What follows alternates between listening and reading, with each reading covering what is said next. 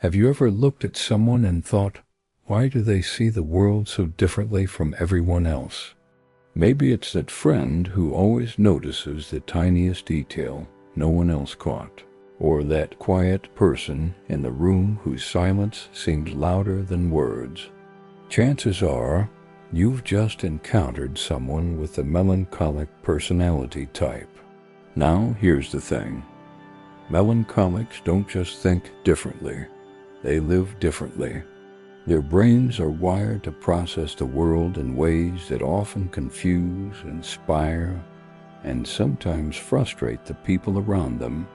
Today on Gateway, we're diving deep into why the melancholic personality type thinks differently. We'll explore their unique mindset, the psychology behind it, and share real stories of famous melancholics who shaped history by thinking in ways no one else dared to. So buckle up, because this is going to be both emotional and eye-opening. The melancholic personality type doesn't just skim the surface of life. They dive deep into the ocean of thought. Where others might be content with quick answers, melancholics wrestle with meaning, implications, and consequences. Take the philosopher Søren Kierkegaard, often called the father of existentialism. Kierkegaard's melancholic mind was obsessed with questions of meaning, faith, and despair. He couldn't just live life. He had to analyze it, break it down, and reconstruct it.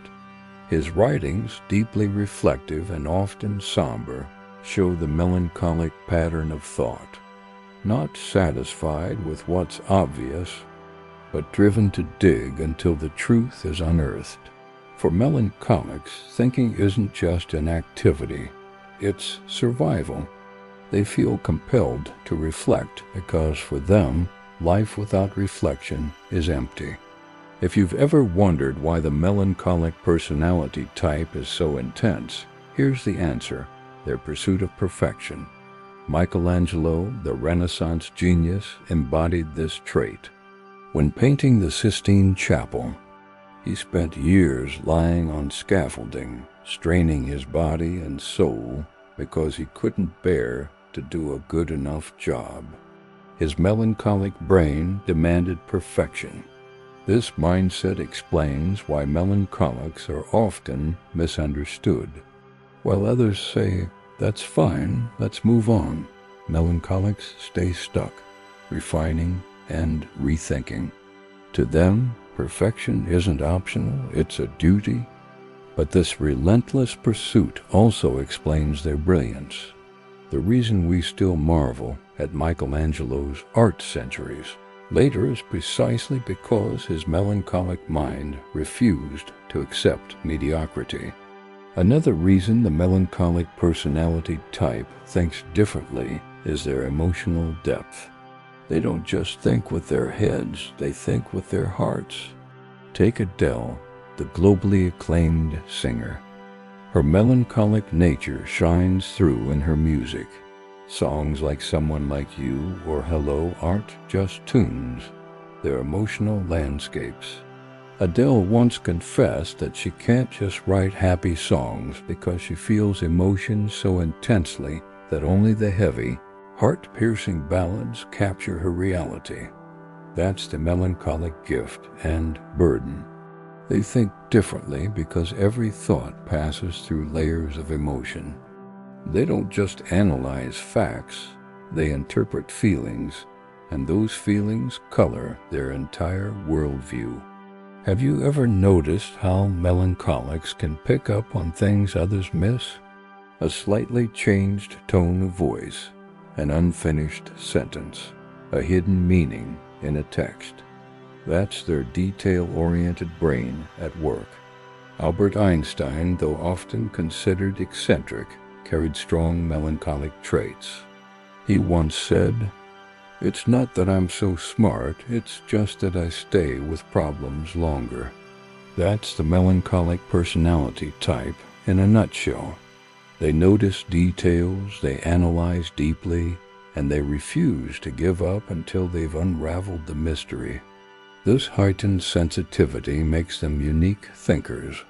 While others speed through life, melancholics pause to notice the way shadows fall on a wall, the hesitation in someone's voice, the unspoken tension in a room. These observations fuel their creativity and problem-solving. Now, let's get real. The melancholic personality type doesn't just think differently because of their strengths. They also wrestle with inner battles. Their tendency to focus on flaws and imperfections makes them prone to negative thinking.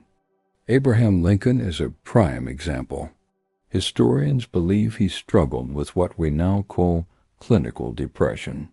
His melancholic mind constantly analyzed the dark side of life. Yet, ironically, this gave him a depth of empathy and wisdom that helped him guide America through the Civil War. Lincoln's story shows us something powerful.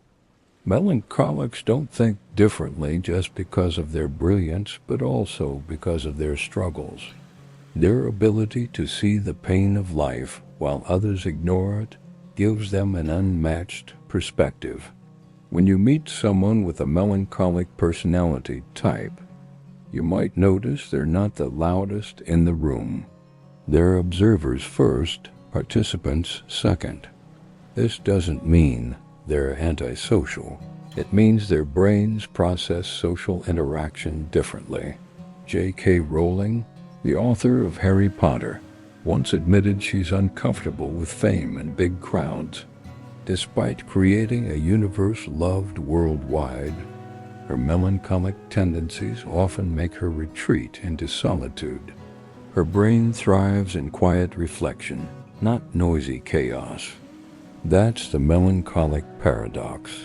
They may love people deeply, but they process relationships slowly, cautiously, and thoughtfully. They don't make friends quickly, but when they do, those bonds run deep. Another hallmark of the melancholic personality type is their overwhelming sense of responsibility. They feel accountable for everything, family, work, even the state of the world. Florence Nightingale, the founder of modern nursing, is a shining example. She felt such a profound responsibility toward the sick and dying that she revolutionized healthcare. Her melancholic sense of duty pushed her to endure hardship, criticism, and exhaustion because she couldn't bear to turn away from suffering. For melancholics, responsibility isn't just a role, it's an identity. Their thinking revolves around questions like, what more could I have done? Or, how can I fix this? That's why they think differently. They feel personally tied to outcomes others would dismiss. Here's the fascinating twist. While the melancholic personality type wrestles with overthinking, sadness, and self-doubt, these very struggles fuel their creativity. Look at Frida Kahlo, the Mexican painter. Her art was raw, emotional, and brutally honest. Born from pain, illness, and heartbreak, her melancholic lens didn't shy away from suffering. Instead, it transformed her struggles into art that continues to speak across cultures and generations. That's the melancholic genius. They don't escape their inner darkness. They confront it, wrestle with it, and often turn it into something profoundly beautiful. So why, at the core, does the melancholic personality type think differently? The answer lies in their wiring. They are detail-oriented, which makes them notice what others miss. They are emotionally intense, which means their thoughts are infused with feeling. They are perfection-driven, which makes them demand higher standards. They are reflective and analytical, which means they process slowly but deeply. They are sensitive to meaning, which drives them to search for truth and purpose. The melancholic mind is like a deep river. It doesn't flow fast, but it carves valleys over time. But here's the big takeaway. Melancholics don't need to change how they think. They just need to balance it. Their so-called weaknesses, overthinking, perfectionism, sensitivity, are actually strengths when used in moderation. Think about it. The same perfectionism that exhausts a melancholic also produces timeless art. The same sensitivity that causes pain also fuels empathy. The same overthinking that delays decisions also prevents rash mistakes. The melancholic personality type thinks differently, not because something is wrong with them, but because their depth gives them perspectives the world desperately needs. So the next time you meet someone with a melancholic personality type, or if you recognize yourself in what we've shared today, remember this: being different isn't a curse, it's a gift. The world needs people who think deeply, feel deeply, and refuse to settle for shallow answers. If you're melancholic, your thoughts may sometimes feel heavy, but they are also powerful. They have shaped history, created masterpieces, healed the sick, and guided nations. Now I want to hear from you. Do you identify with a melancholic personality type? Do you sometimes feel like your way of thinking sets you apart, for better or worse? Share your experiences in the comments and let's build a conversation around this. And don't forget, if this video gave you a fresh perspective, hit that like button, subscribe to Gateway, and share this with someone who might need to understand why they or someone they love think differently. Because here at Gateway, we believe that understanding human behavior is the first step toward living more meaningfully.